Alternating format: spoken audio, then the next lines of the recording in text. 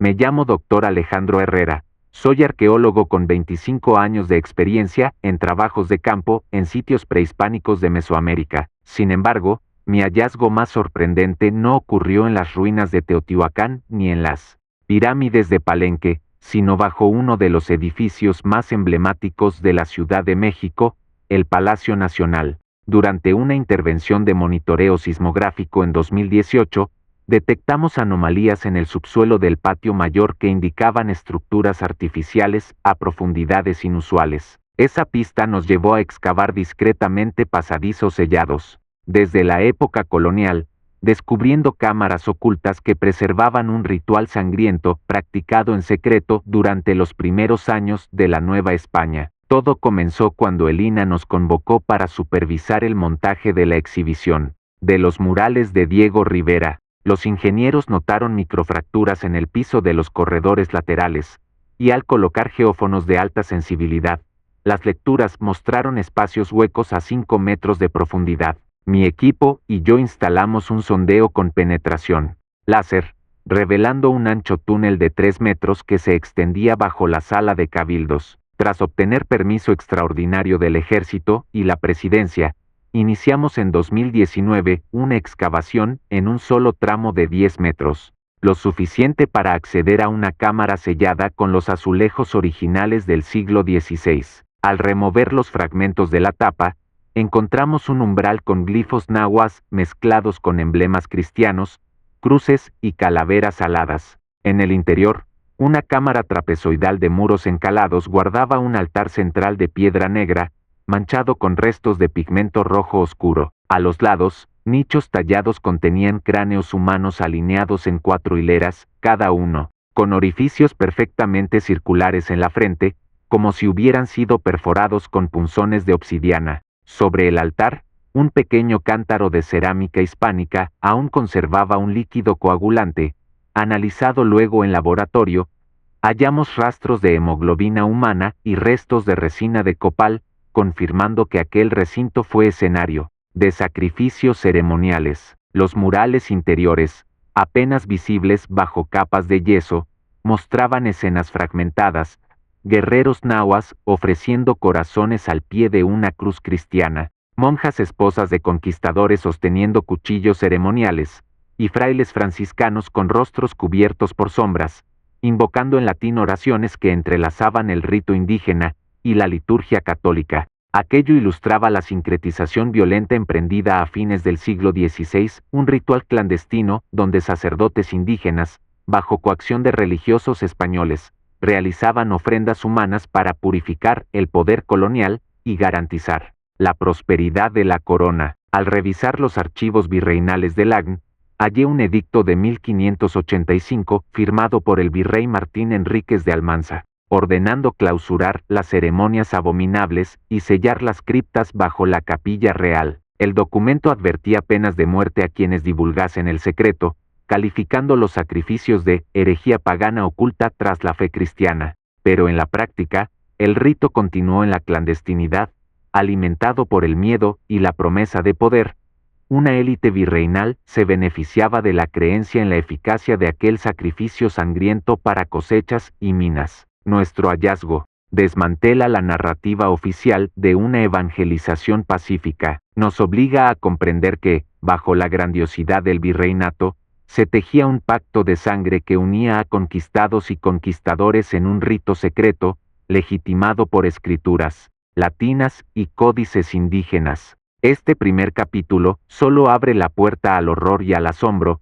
En los siguientes exploraremos los detalles del sacrificio, los protagonistas ocultos, la tecnología prehispánica de canalización de fluidos y la forma en que el ritual sobrevivió hasta el siglo XVIII. Si te impacta este secreto revelado bajo el Palacio Nacional y deseas descubrir las respuestas a tus preguntas, suscríbete al canal y déjame un comentario.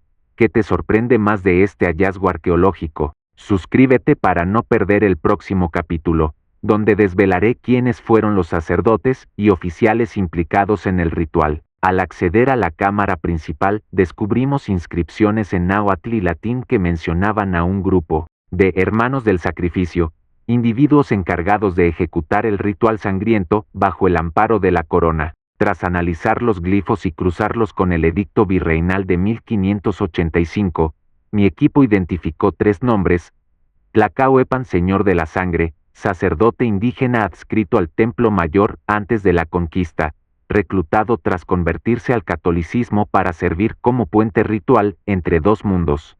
Fray Lorenzo de Villalobos, un franciscano de origen andaluz, conocido por sus cartas al Tribunal de la Inquisición donde defendía la pureza de la fe, pero en privado reclamaba la necesidad de purificar la Nueva España con sacrificios. Don Alonso de Zúñiga, tesorero del altar, un funcionario criollo designado por el virrey para financiar y custodiar las ofrendas. Su firma aparece en un manuscrito sucio de sangre, junto a anotaciones que detallan la logística de las ceremonias. Según nuestros hallazgos, el ritual se realizaba cada equinoccio de primavera y otoño, momentos de transición cósmica que, de acuerdo con la cosmovisión indígena, abrían portales energéticos. La ceremonia arrancaba al alba.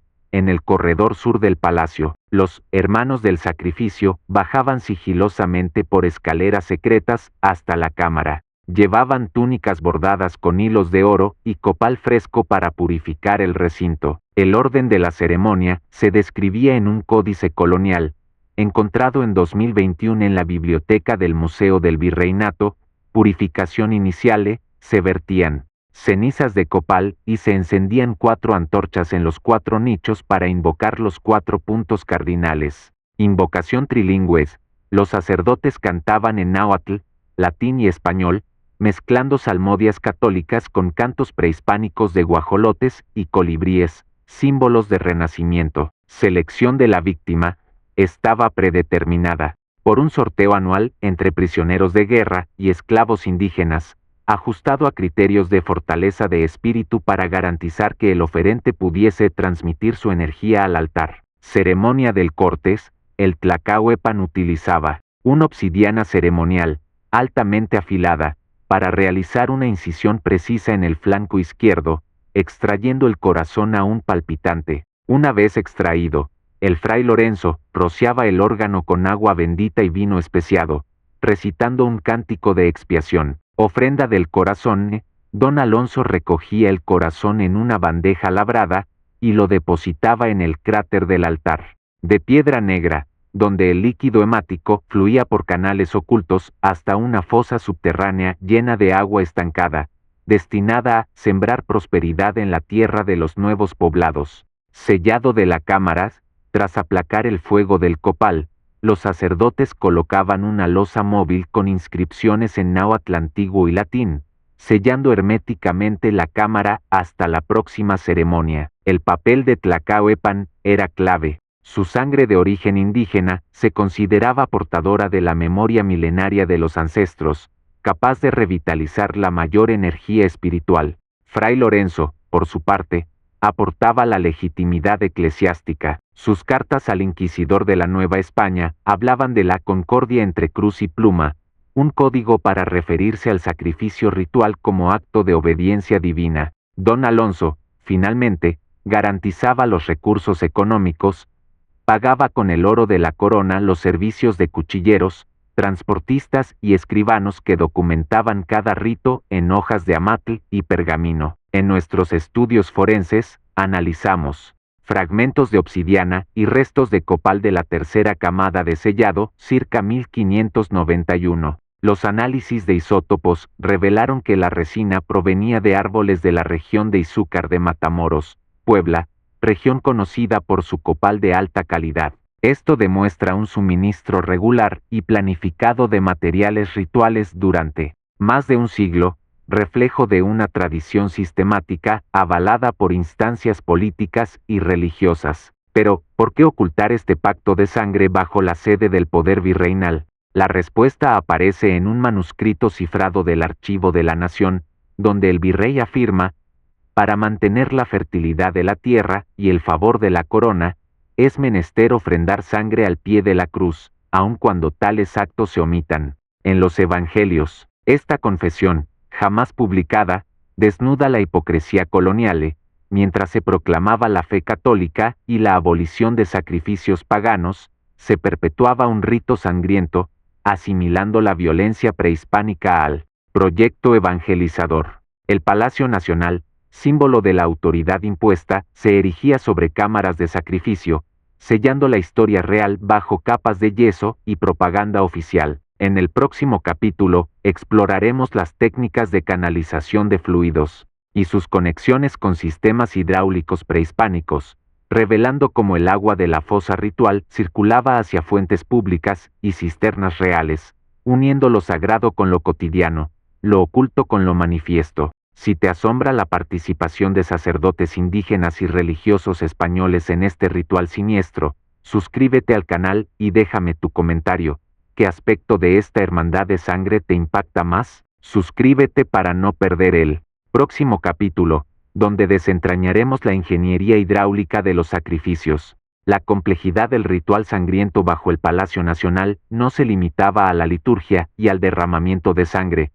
Incluía una ingeniería hidráulica sofisticada, fruto de la fusión de conocimientos prehispánicos y técnicas coloniales. En este capítulo, desgranaremos cómo el líquido sagrado, la mezcla de sangre humana, copal y vino bendito, recorría un sistema de canales ocultos que conectaba la cámara subterránea con la red de acequias de la Ciudad de México, repartiendo su gracia purificadora por toda la capital virreinal. 1. El diseño de la cámara y sus conductos. La cámara trapezoidal, de 3 metros de ancho por 5 de largo, se construyó sobre una base de roca volcánica pulida. En su centro reposaba el altar de basalto negro, tallado con inscripciones náhuatl que traducen: aquí fluye la savia de los viejos dioses. Bajo el cráter principal se excavó un pozo tubular de 0,5 metros de diámetro, forrado con ladrillos de barro cocido y estuco hidráulico alisado con cinabrio. Este tubo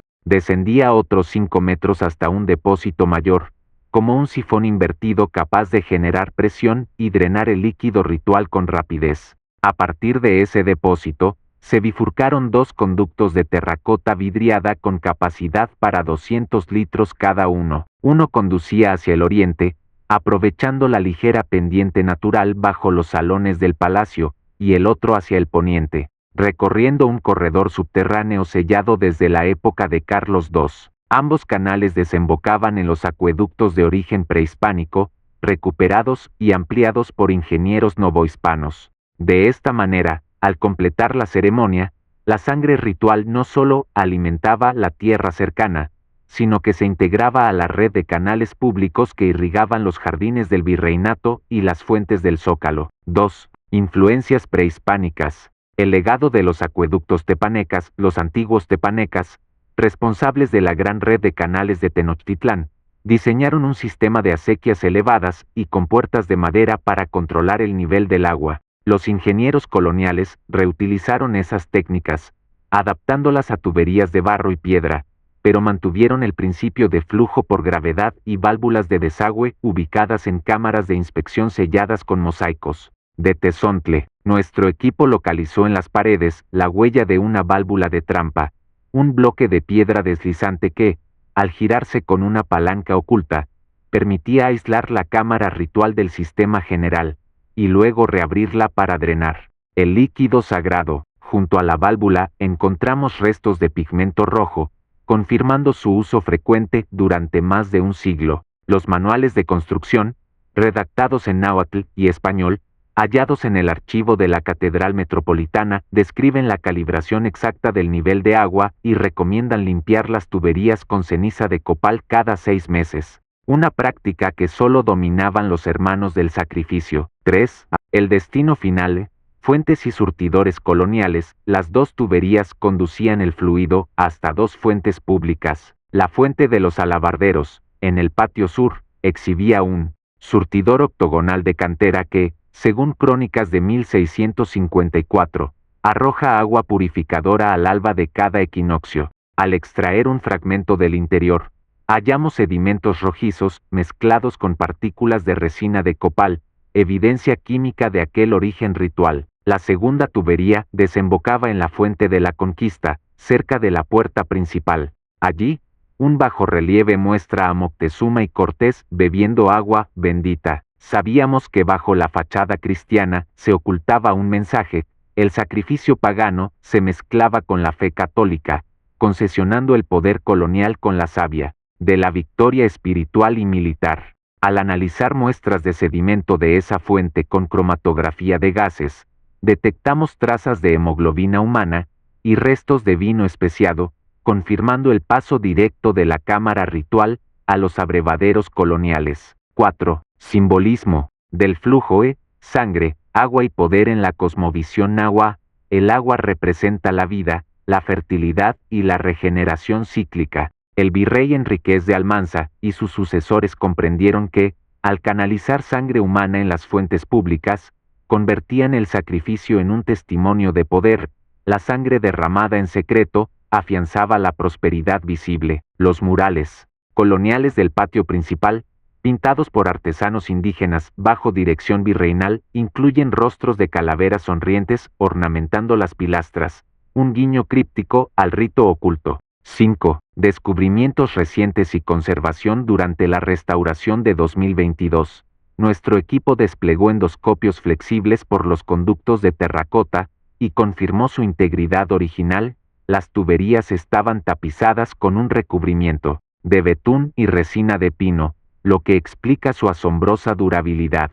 Se detectaron también fracturas menores y obstrucciones de sedimento, producto de la acumulación de calcita y restos rituales. En colaboración con la Secretaría de Cultura, hemos iniciado un proyecto de conservación preventiva, limpiando internamente las tuberías y sellando el acceso para evitar intervenciones indebidas. Este capítulo revela que el ritual sangriento no era un acto aislado, sino un sistema interconectado con la infraestructura hidráulica de la Nueva España, fusionando ingeniería prehispánica y colonial para legitimar el dominio político y espiritual. En el próximo capítulo, exploraremos la resistencia popular y las leyendas que surgieron en torno a estas criptas, así como el proceso de silenciamiento histórico que mantuvo este secreto bajo el Palacio Nacional por siglos. Si te impacta esta red de canales sagrados y deseas conocer las voces de los cronistas populares y la resistencia a este rito, suscríbete al canal y déjame tu comentario, que te sorprende más de este ingenio oculto. Suscríbete para no perder el próximo capítulo, donde desvelaremos las leyendas y el olvido impuesto sobre este horror silenciado. Aunque los hermanos del sacrificio operaron en absoluta clandestinidad, el pueblo de la Ciudad de México descubrió señales ominosas que dieron lugar a leyendas urbanas y a formas de resistencia silenciosa. A mediados del siglo XVII, crónicas locales ya mencionaban ruidos subterráneos y aguas teñidas de un rojo extraño en las fuentes del Zócalo, lo que alimentó relatos de fantasmas y maleficios que atormentaban a los curiosos. Este es el origen de dos tradiciones populares que sobrevivieron durante siglos y relatan el clamor silenciado de quienes sospechaban la verdad. 1. La leyenda de la fuente carmesí. Desde el siglo XVIII, se contaba que cada equinoccio, la fuente de los alabarderos brotaba un agua teñida de color carmesí al amanecer, un fenómeno que coincidiría con los sacrificios rituales. Los cronistas de la cofradía de San Hipólito, encargada del cuidado de la fuente, lo describieron en relatos manuscritos. En la aurora del equinoccio, el manantial brota cual sangre antigua, y los fieles, al lavar sus manos, sienten un estremecimiento en el alma que recuerda el dolor de los antiguos dioses. Aunque las autoridades virreinales atribuyeron este efecto a la proliferación de algas o a pigmentos minerales, los vecinos sabían que esas explicaciones carecían de base científica. La resistencia se encarnó en el Señor de la Fuente, un personaje anónimo que, según la tradición oral, dejaba por las noches ramos de flores y símbolos de protección, amuletos de jade y figurillas de barro alrededor del brocal, para amansar la sed de sangre y brindar consuelo a las almas sacrificadas. 2. El aquelarre de Tezcatl. Otra leyenda describe al aquelarre de Tezcatl, un grupo de mujeres sabias, médicas indígenas y parteras que se reunían en secreto en el atrio del palacio cada noche de luna nueva. Según se contaba, escuchaban en el subsuelo golpes rítmicos, como tambores de guerra, y veían en los reflejos de sus espejos de obsidiana llamaradas de luz carmesí. Para combatir el mal, prácticas de limpieza con copal y rezos en náhuatl y español se combinaban con el toque de caracolas y campanas de bronce, creando un círculo protector que, según ellas, blindaba el corazón de la ciudad contra la corrupción ritual. El testimonio de doña Eulalia, tatarabuela de una de las últimas parteras documentadas, afirma: mi abuela me contó que la noche del equinoccio de 1723, vio una procesión oscura descender por las escaleras de piedra. Sacaron un altar con cráneos, y cuando quisieron marchar, nosotras encendimos el copal. El humo formó un muro de luz, y los que llevaban túnicas doradas huyeron despavoridos. Nadie supo quiénes fueron, pero dejaron las huellas de sus pies grabadas en la losa. Aunque no hay evidencias arqueológicas de este aquelarre, la memoria colectiva mantiene viva la idea de una resistencia popular que, con rituales propios,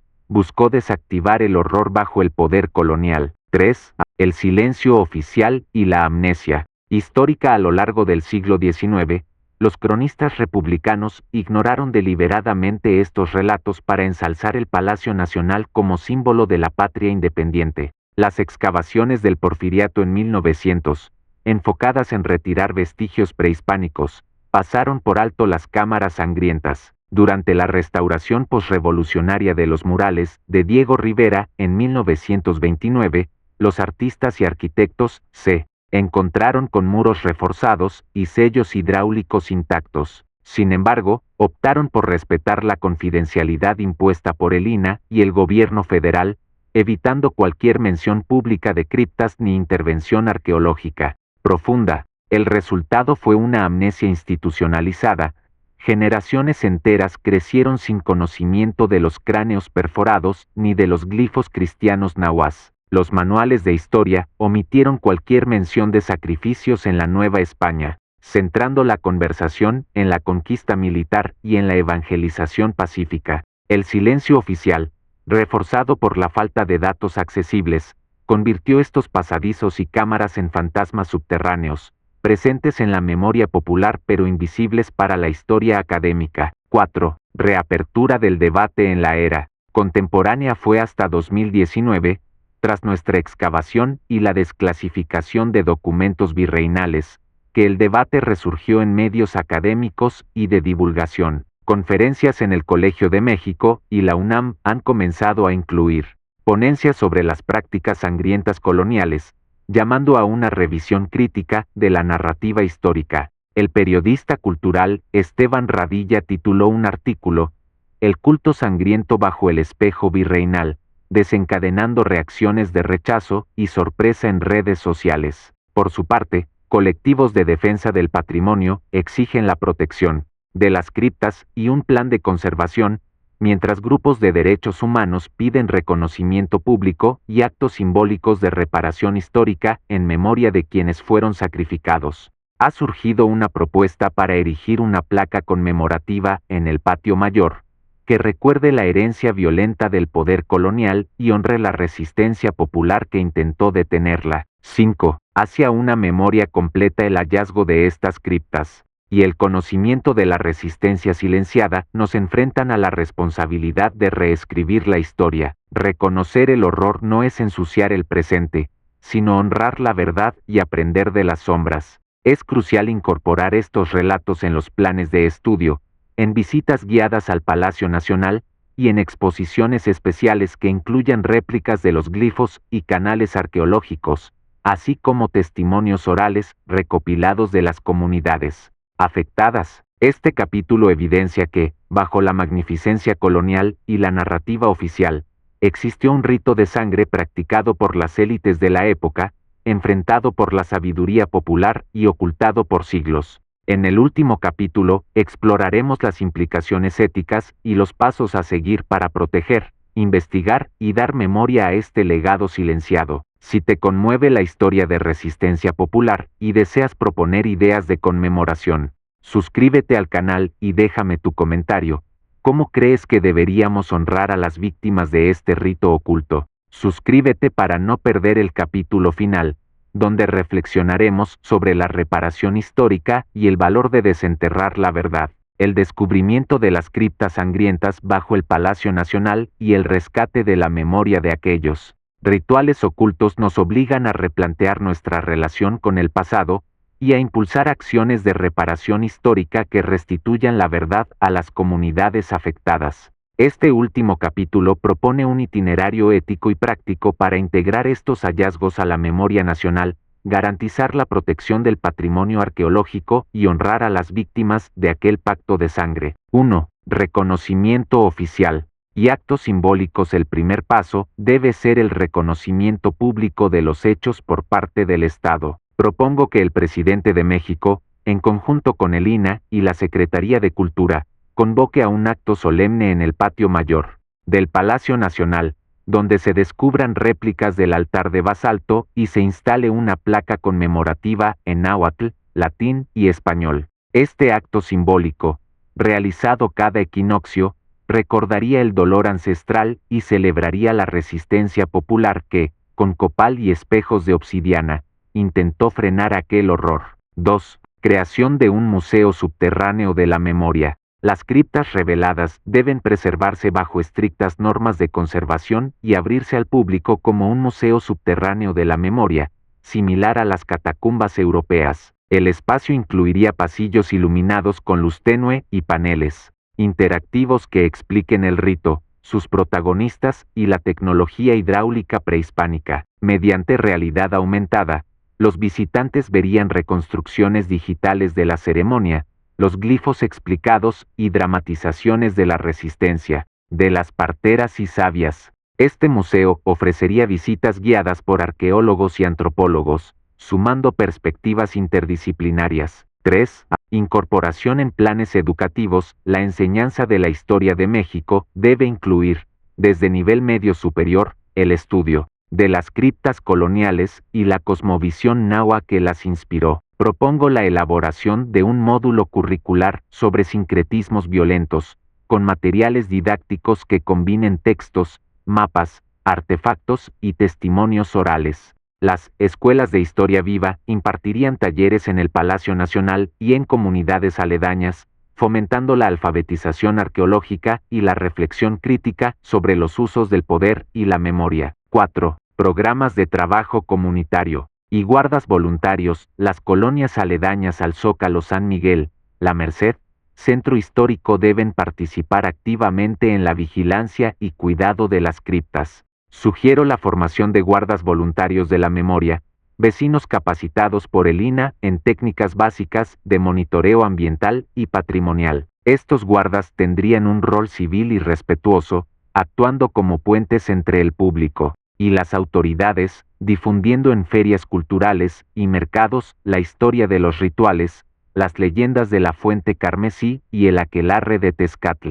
5. Investigación interdisciplinaria y foros de debate. El hallazgo ha demostrado la necesidad de trabajos conjuntos entre arqueología, historia colonial, antropología, teología y ciencias hidráulicas. Propongo la creación de un Centro de Estudios de Memoria y Ritual, CEM, en la UNAM, dedicado a publicar anualmente la revista de Ritual y Poder, donde se presenten artículos sobre criptas coloniales, sacrificios sangrientos y resistencias populares. También organizaría foros internacionales sobre ética en la investigación arqueológica, compartiendo experiencias con colegas de Egipto, Perú y Europa, donde también existen criptas y sacrificios ocultos. 6. Reparación moral y apoyo a descendientes. Aunque no hay descendientes directos de las víctimas sacrificadas en la Cámara dado el anonimato impuesto por la coacción virreinal, se reconocen las comunidades indígenas y afrodescendientes cuyas raíces culturales sufrieron el impacto de la violencia ritual. Sugiero la creación de becas culturales para fines de investigación y formación en arqueología y etnohistoria, destinadas a jóvenes de pueblos originarios. Así, el mismo conocimiento que sirvió para ocultar la violencia se transformaría en herramienta de empoderamiento y reconstrucción identitaria. 7. Memoria viva y vigilancia ética. Finalmente, debemos integrar este conocimiento a la cultura política del país, demandando transparencia histórica y vigilancia ciudadana permanente. sobre intervenciones arqueológicas y restauraciones coloniales. Instituciones independientes, como la Suprema Corte de Cultura, podrían supervisar cada nueva investigación en sitios históricos, garantizando que nunca más se perpetren silencios cómplices. Este itinerario convierte el hallazgo de las criptas sangrientas en una oportunidad de sanación colectiva y de construcción de una identidad nacional que reconozca sus sombras para iluminar su futuro. Solo así lograremos que el rito sangriento oculto bajo el Palacio Nacional deje de ser un secreto enterrado y se transforme en una lección viva sobre la dignidad, la resistencia y la verdad. Si crees que la verdad arqueológica es esencial para sanar el pasado y construir el futuro, suscríbete al canal y déjame tu comentario. ¿Qué medida de reparación histórica consideras más urgente para honrar la memoria silenciada? Suscríbete para acompañar nuevas exploraciones arqueológicas que revelen la complejidad de nuestra historia.